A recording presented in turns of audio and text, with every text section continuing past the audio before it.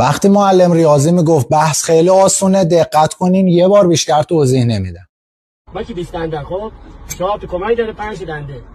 از حرکت اولی یک کمک میذاری یکم گیربکس حرکتی که دیگه گیربکس انجام نمیدی با کمک یک میذاری دو سه میری 4 خب درش میاری دو گیربکس دو کمک دیگه یک نمیخواد بری دو و سه دو و 4 باز میرتش گیربکس میاریم سه سری کمک هم میاریم دو و سه دو و 4 از داره گیربکس میکنیم 4 گیربکس میاریم دو و سه دو و 4 4 داره میرتش حالا میخوره به سینه کشی باز 5 هم داره میری 5 گیربکس 4 کمک حالا سینه میاد جلو یه دنده کمک بهش میدی میشه 5 و 3 نمیرتش میکنی 4 گیربکس 4 هم کمک نمیرتش 3 گیربکسش میدی خب باز نمیره میکنی 4 2 نمیره سری گیربکس میاریم 3 کمک میدیم 4 نمیرتش میکنی 3 و 3 همینجوری ازش کم میکنی 5 4 تا 20 عقبش هم اینجا میخوره.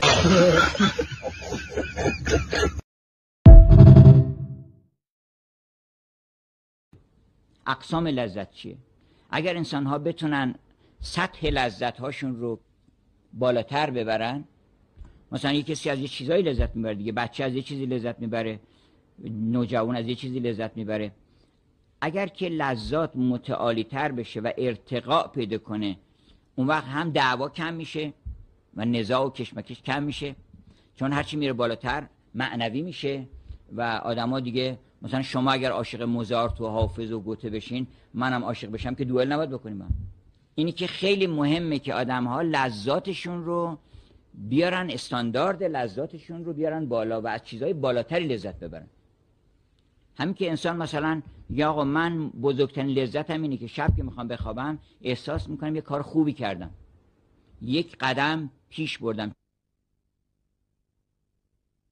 این شاید ملهم از کلام رسول اکرم باشه که فرمودن ویل لمن ساوی یوما، وای بر کسی که 2 روزش مساوی باشه.